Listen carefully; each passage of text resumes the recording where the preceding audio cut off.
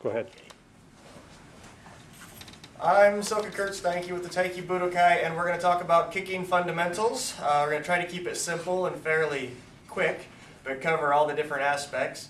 Basically, when you're kicking, you're trying to inflict damage on your target with your foot, usually. Sometimes your knee if it's a knee kick. So we have to talk about the different parts of the foot you're going to be striking with.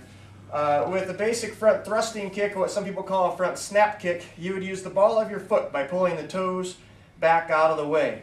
So this is your basic position for your front, what we call front thrusting, or you might call front snap. Also, the same position when you turn your hip over is a roundhouse or turning kick, depending on your terminology. So you're going to use that toes pulled back position for a variety of kicks. This is a twisting kick. The Koreans call it chagi. So you got a twisting, you got a turning, you got a thrusting, all using the same part of the foot. And then you also have your heel. Typically we don't front kick with the heel because it tends to set us backwards out of balance. You can see my hips are in the wrong position. That's why we keep the ball of the foot engaged for the front kicks. But on a side kick, for a good example, you pull your foot down and back out of the way, exposing what we call the blade edge of the heel. And what that means is roughly the part that's supported by your lower leg, your shin. So the part that's supported by your lower leg, the way I have people measure that is put the webbing of their hand along their heel. And as far as your finger reaches, that's about how far you're going to be kicking with. No farther, because it's not supported by the leg. So you pull your toe down and back, and I always tell, especially my kids, tie a string between your big toes, and it draws that big toe down and back toward your other foot, exposing the heel for a good blade edge on a side kick. All right, so your basic positions right now are the ball of the foot and the blade edge of the heel, but you also have the bottom of the heel used for your back thrusting kicks. You also have the back of the heel used for what we call a back lifting kick, which is into a target this way. So you have your back lifting kick using the back of the heel. You also use the back of the heel for any heel kick to the target laterally. So this is a lateral heel kick called a reverse turning kick. You also have the reverse turning hooking kick, which uses the same part of the heel. So the back of the heel, the bottom of the heel, the ball of the foot are going to be your basic striking positions. However, you also can use the top of your foot. The top of your foot is going to be for a front lifting kick. We call it a front lifting kick. It just comes up. You can also use that for chagi, that's just the twisty kick. You can also use that, what they call the instep, for your turning or roundhouse kicks. So we're covering different parts of the foot. Now let's talk about how to get your hips in the right position for those kicks. If I'm kicking straight forward, like what we call our front thrusting kick with the ball of the foot, I need to keep my hips moving in that direction. All of your force needs to go from your core to your target. So I don't want to be turning away with my hips as I kick this direction. Instead, I want both hip pointers moving toward my target. In order to do that, essentially, all my toes need to be facing the direction of my kick, or pointing toward my target. If my foot turns out, I lose some of the direction, therefore some of the force, some of the momentum and the mass of my kick. I want to point everything toward my target and keep my motion going the right direction. If I'm kicking with my heel, however, I typically want my opposite heel pointed toward my target. And the reason for that is your body is made for your legs to go this way, not to go this way with any sort of comfort or flexibility. As such, if you're kicking with the front of your foot, you bring your knee up in front of your body. If you're kicking with the bottom or the heel of your foot, you're going to bring it behind. So we don't really have a body made for going directly to the side with any real strength or flexibility. As a result of that, you just turn your heel and you get greater strength and flexibility. So if you're kicking with your heel, point the opposite heel, more or less.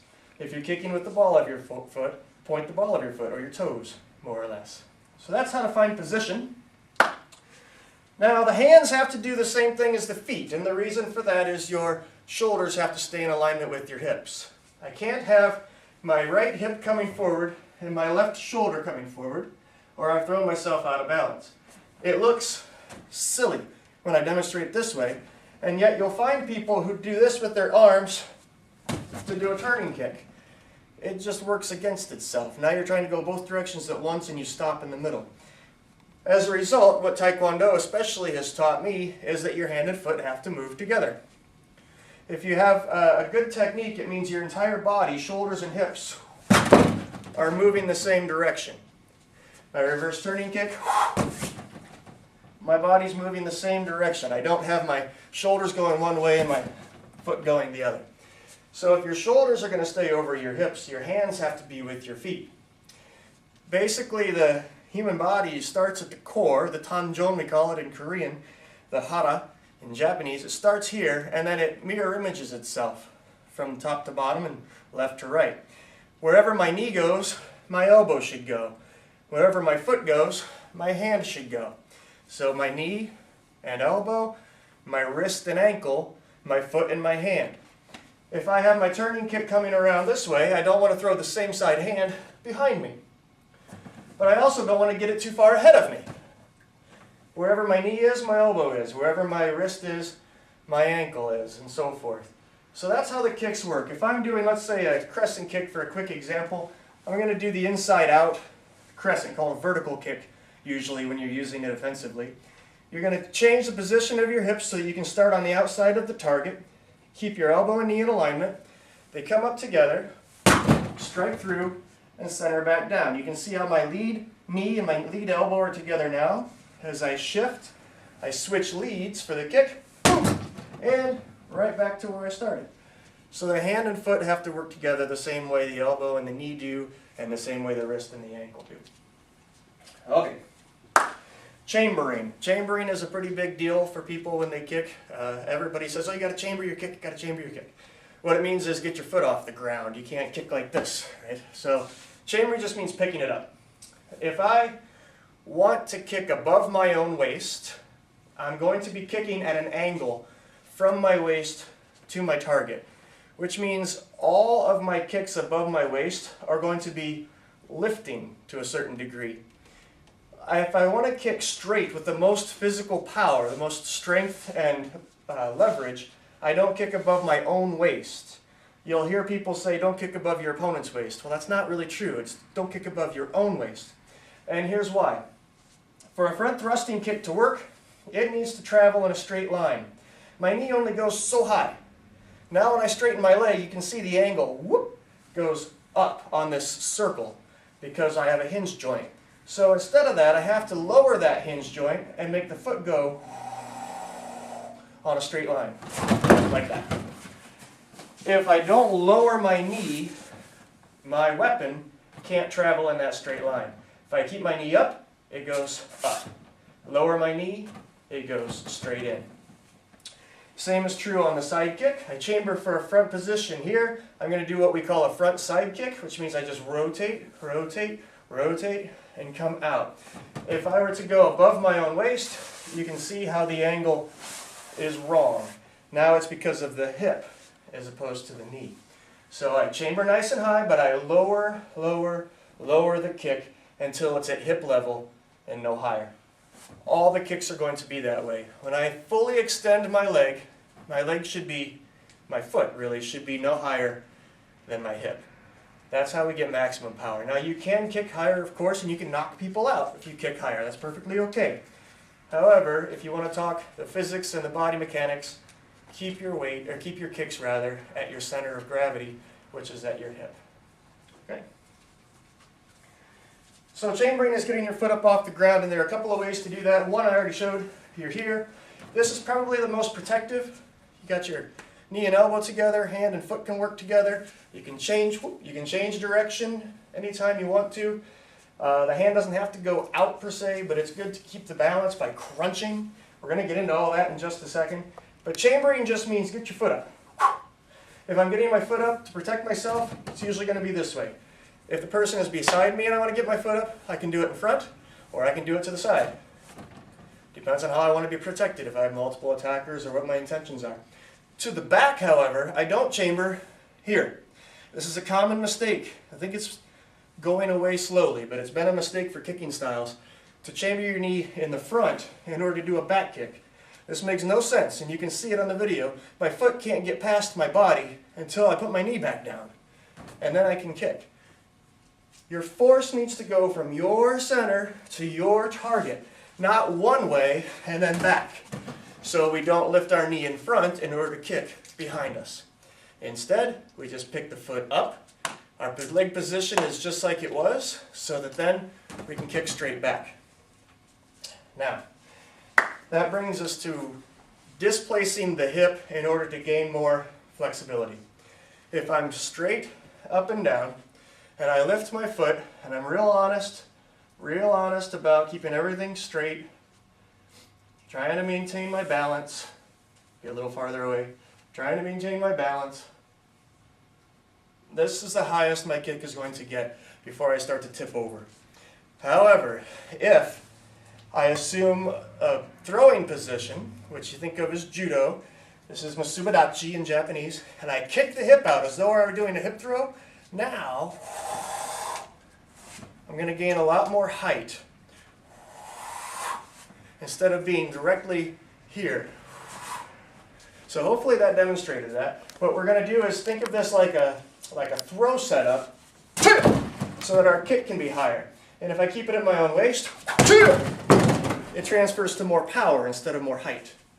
So kicking the hip out is going to increase flexibility and strength in your back kick. Side kicks are the same way. We don't just stay in position, we shift the hip, which is part of that turning the base leg heel. If you shift your hip, like so, you get the penetration instead of just a snappy kick. So, we've covered pointing the foot, using different parts of the weapon, using the hips, keeping our arms and all of our joints in alignment. Now, let's talk about categories of kicking. Snapping, thrusting, and pushing. I can snap at the bag, lighten him up, and all I'm trying to do is get him mentally off balance. He's doing one of these, right? Now that's snapping. Thrusting strikes, though, push him around. So I'm just kicking to take him out of balance. Snapping kicks, or snapping hand strikes for that matter, mentally take a person out of balance. Thrusting kicks physically knock them out of balance. And then the third category is pushing. Pushing, I just push. And that's extreme off balancing, of course, if it's done properly, but strategically that's going to be in order to reposition the person in your space. You only need a thrusting kick to off balance. The hips go back, the head comes forward, you can control their balance. But if you're trying to push them into another person or into a wall or over a chair, I don't know. The pushing strikes, though, are how you accomplish that bigger movement. Back kick, pushing as opposed to thrusting. Typically for your pushing strikes to work, you need to be a little bit closer so that your center of gravity is closer to their center of gravity, and then you can push. Alright, so snapping, thrusting, pushing. Next, I mentioned lifting and thrusting kicks earlier. We call them lifting and thrusting. Now, when you translate them from the original languages, it's basically just front kick, front thrust kick. But our front kick we call front lifting because the target is up, like a groin kick. Chamber the knee, unfold the leg, and you have a lifting kick. What you're trying to do is make contact at the most advantageous point in that two movement lift. You have a lift at the hip, and then a lift at the knee. Hip joint, then knee joint. Compound those, and you get a nice snappy lifting kick. The back lifting is the same thing. Chamber and lift. So that your angle of penetration is up as opposed to out. And then thrusting we've been demonstrating. So you pick up the knee and lower it so that you get the battering ram effect for all the different kicks. So we have snapping, thrusting, pushing, and now we're talking about lifting and as opposed to thrusting. Okay. Lateral kicking. Lateral kicking means moving horizontally. I've already demonstrated an inside-out crescent, otherwise known as the vertical kick. But basically, you need to chamber, get your foot in the position you want it in, and then use your hip movement to accomplish the lateral movement. Legs don't do lateral movement. Legs go like this. So the hip movement is how we change horizontal plane.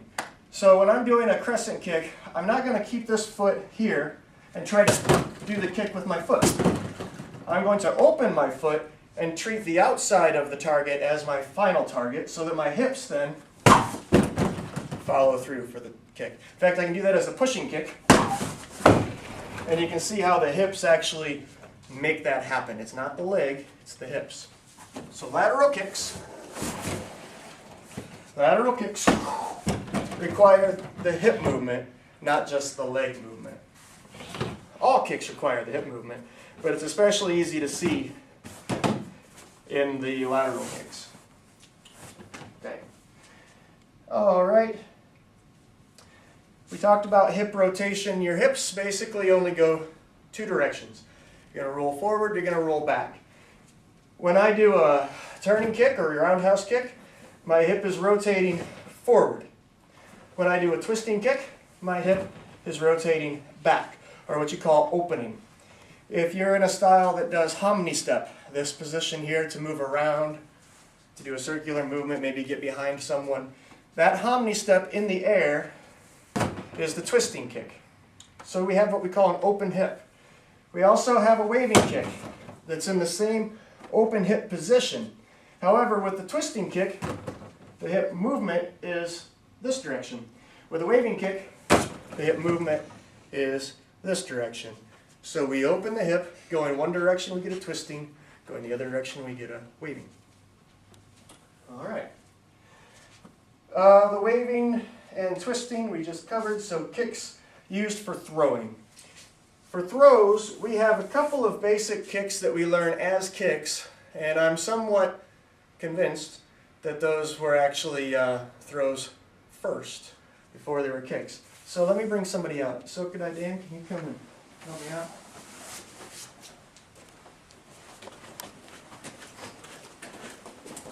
Thank you. We're going to have enough? You're good. Okay. So let's go for a wrist grab and we'll show it real slow. So if I do my guard block, here's my guard block. I step in and I chamber and side kick. Ooh, if I don't lose my balance, I've got the side kick, which gives me the Oguruma throw. So, not in slow motion. Go ahead and attack a little. I've got a side kick that gives me the hip rotation that makes him ride. If I can show it slowly again. He rides from my chambered position. As I turn, he stays on my hip so that that lifting of my heel causes the rotation of his body. That's a side kick, but it's called Oguruma. So now, Paraigosh. You were up there a while. So that's a back kick. All right, let's do it again.